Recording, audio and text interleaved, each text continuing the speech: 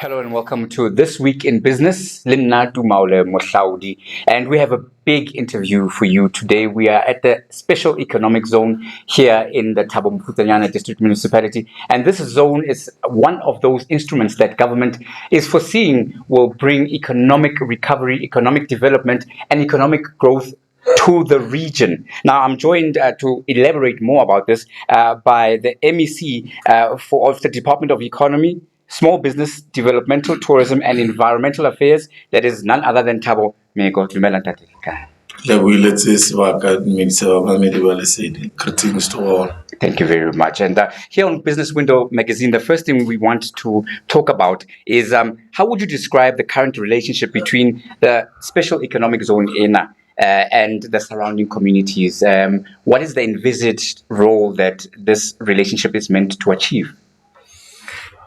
Well, without taking too much time, but we can summarize the role of the Special Economic Zone to be a government mechanism to deal with a specific task of investment, not only for the area where it's located, but investment to be hunted and to find expression here, but quite critically, how do we use that investment for the broader economic development of that region or of that particular province? In this instance, it is our province. So we met the political leadership today, we met the administration of all the entities, and our question is that how do we define, redefine, how do we locate afresh, how do we reposition the entities to help us with economic growth and development of the Free State?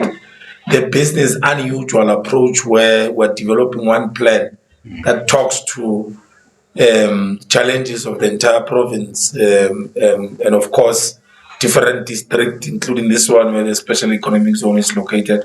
We were reminding each other that the basis for the Special Economic Zone was to take advantage of the logistics, about 2 national roads passing through our province, and how do we utilize that to benefit the economy of the Free State. Right. This particular zone was established, as I understand it, through the Special Economic Zones Act of 2014. By then Minister of Economic Development, Rob Davies.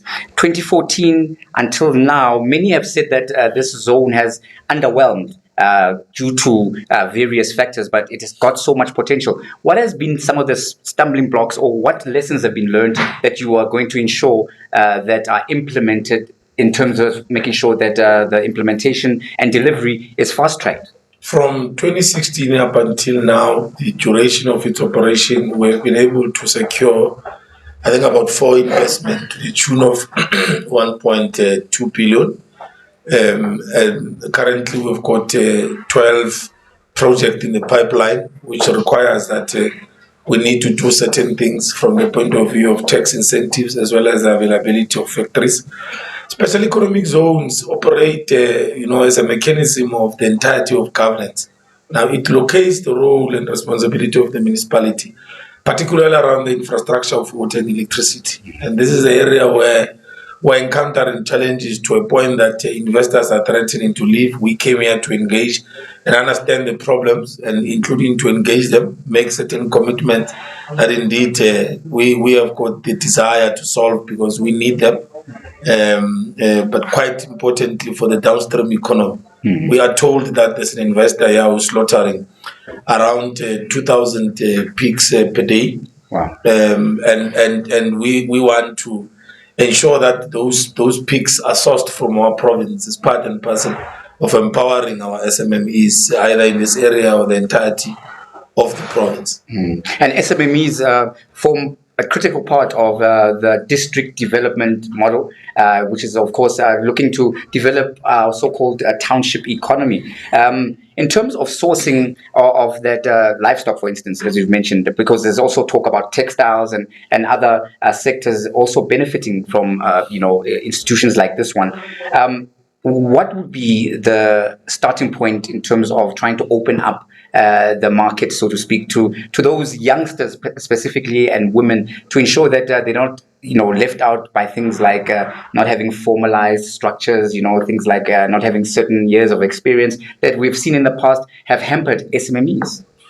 There are various programs to empower SMMEs. You would know that the biggest challenge is that they are operating in a very ruthless space where there's an established business, ruthless in terms of maximizing profit, and as a result, the new entrants are not allowed, and those are SMMEs.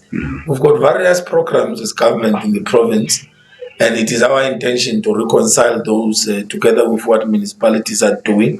One of them is that the department I'm heading has got, I think, around 30 million for enterprise support, and we give it to SMMEs with various ideas and concept, but located properly so that it can also help us in the creation of jobs and ensuring that we transform the economy so that it changes hands and it goes into the hands of the indigenous of this country. Our focus is the township economy. The dignity of our people have been eroded.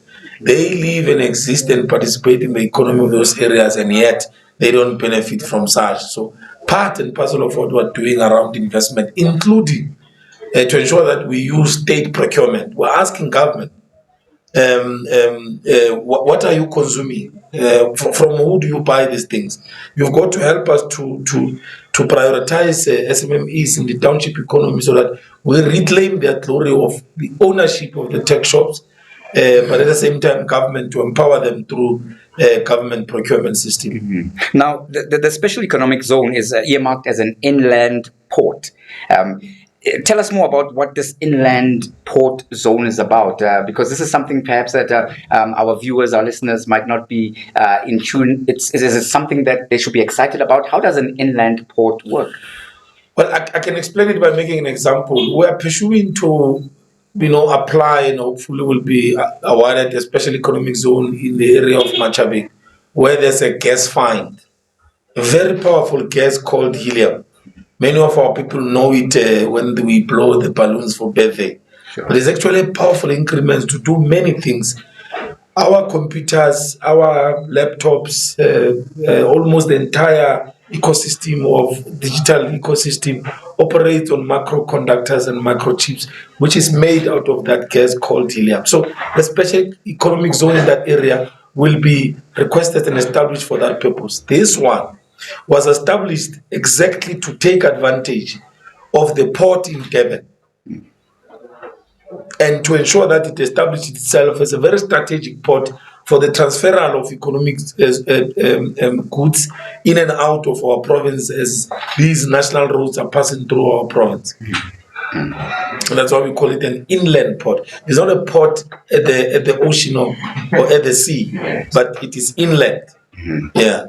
And finally, in terms of what is the projected economic earning potential of such a inland port or industrial zone in terms of bringing in capital, bringing in FDI even, what are your projections and how are you looking to grow it? We had to take a very controversial decision today to say we have not been able to exploit the advantages of our centrality. Yeah. The very essence why the special economic zone was established to be an inland port, the transferal of economic goods in and out of our province or passing our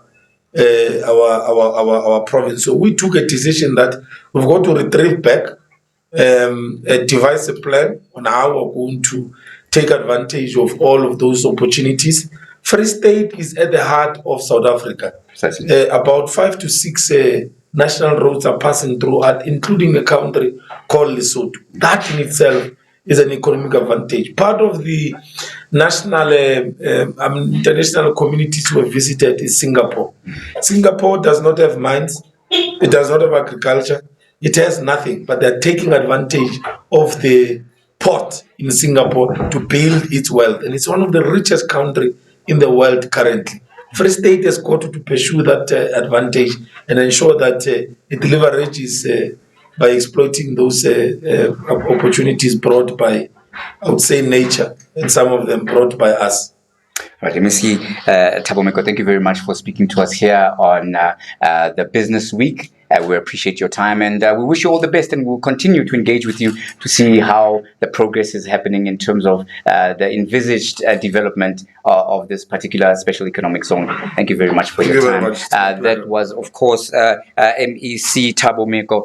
He's with the Department of Economy, Small Business Development, Tourism, and Environmental Affairs here in the Free State Province, talking about how this special economic zone will be a game changer in terms of course, giving opportunity to the community surrounding here and to the broader economic development of the province.